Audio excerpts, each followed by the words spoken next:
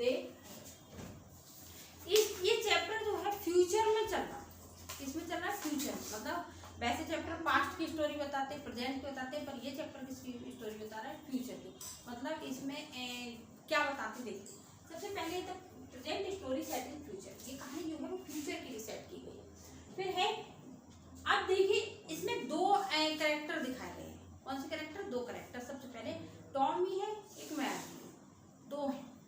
अब ये कब की कहानी लिख रही है? उसने अपनी डायरी में टाइम मेंशन किया है 21/57, ठीक है।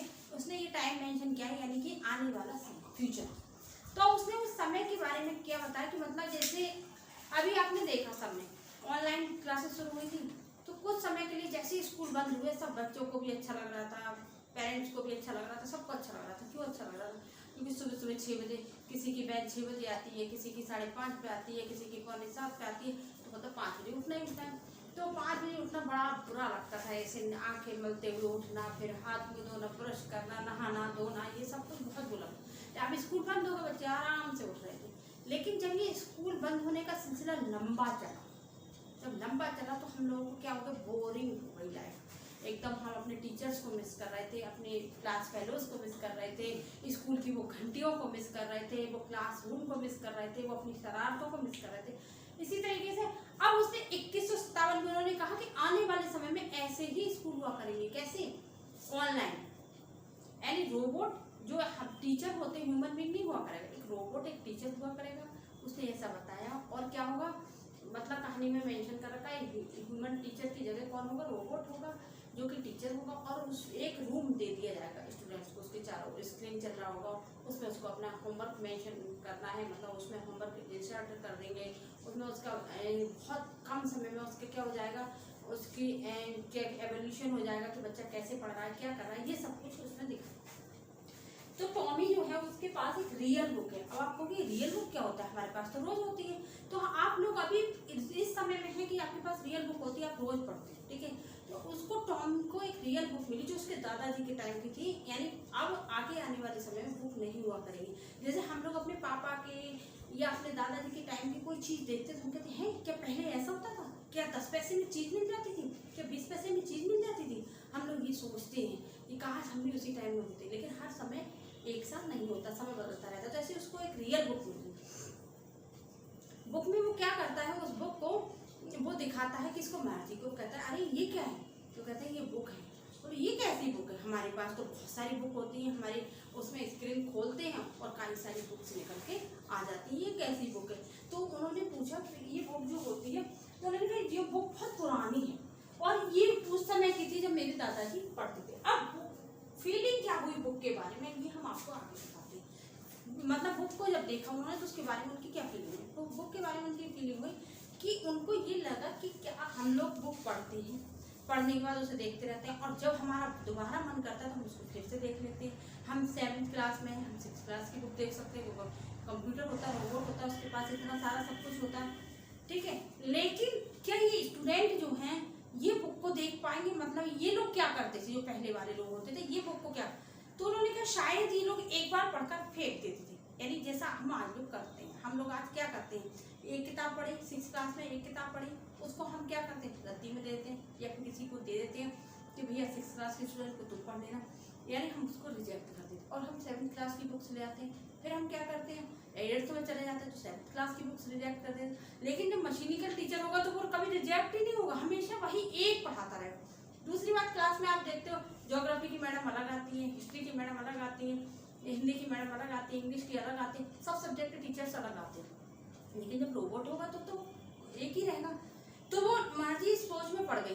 तो उन्होंने कहा कि अरे ये कैसी बुक है? उन्होंने कहा हाँ ये बुक पढ़ते थे, पर वो ये तो वेस्टिंग थी। मतलब उन्होंने कहा ये तो पेपर की और इसकी वेस्टिंग थी, वो लोग वेस्ट कर देते थे पेपर को, इतने सारे को पढ़ के और छोड़ देते थे। कहा हाँ ऐसा ही करते थे। तो उसने कहा तुम क्या ये बुक नहीं पढ़ोगी? मार्जी से पूछा किसने? टॉमी ने, कि तुम्हें बुक में इंटरेस्ट नहीं है तो तुम नहीं पढ़ना, इस बुक में स्कूल का नाम नहीं। बोले स्कूल? ये स्कूल क्या होते हैं? क्योंकि मार्जी को तो स्कूल का पता ही नहीं था, तब स्कूल होते ही नहीं थे उनके टाइम में। इन फ्यूचर स्कूल नहीं होंगे, बल्कि एक रूम बना दिया जाएगा, उसमें स्टूडेंट अकेला जाएगा, अपना काम करेगा, पढ़ेगा और निकल जाएगा। तो उसको क्या हुआ, उसने सोचा अरे ये कैसा स्कूल है? मतलब जो स्कूल जाते थे तो उन्होंने कहा मार्जी कि तुम्हारा पढ़ने में इंटरेस्ट नहीं है?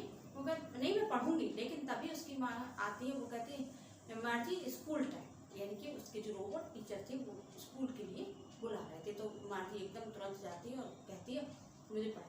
तभी वो जाके मार्जी उसको मतलब रूम में बैठ जाती है और बाहर देखती है बड़ा सा रूम होता है, वहाँ पे स्क्रीन चल रही होती है, स्क्रीन पे क्या कहते हैं उसकी जो बर्ड्स होते हैं वो रनिंग कर रहे होते हैं, उसको इधर देखना है इधर देख लिया, उधर देखना है तो इधर देख लिया।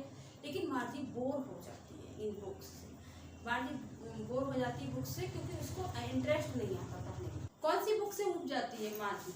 जो मशीनिकल बुक थी उसकी। अब उसके दिमाग में विचार आने लगा, उसकी मम्मी कहती है कि रोबोट जो है वो बहुत इंटेलिजेंट होता है, तो क्या कोई टीचर मतलब ह्यूमन बीइंग इंसान इतना इंटेलिजेंट हो सकता है कि वो रोबोट से भी ज़्यादा जानता हूँ और रोबोट से भी ज़्यादा समझता हूँ? तब उसके दिमाग में ये आया, तो उसने टॉमी से इस बारे में बात की। उसने कहा कि क्या वो इंसान इतना भी इंटेलिजेंट हो सकता है कि रोबोट से भी ज़्यादा जानता हो? उसने कहा कि हाँ जान सकता है, क्योंकि रोबोट को बनाया किसने? इंसान नहीं तो बनाया है। इसलिए टीचर हमारे बहुत, जो उस टाइम में टीचर हुआ करते थे बहुत ज़्यादा इंटेलिजेंट होते थे। तो उसने कहा, उसके दिमाग में फिर ये बात भी आने लगी कि पहले जो टीचर हुआ करते थे वो कैसे पढ़ाते थे? रोबोट में तो फिक्स करना पड़ता है। क्या फिक्स करना पड़ता है? बच्चे की एज क्या है, उसका IQ लेवल क्या है, उसका मतलब क्लास क्या है, इसमें फिक्स करना। तो टीचर जो था, जो ह्यूमन बीइंग था, उसकी क्लास में तो डिफरेंट IQ के स्टूडेंट थे।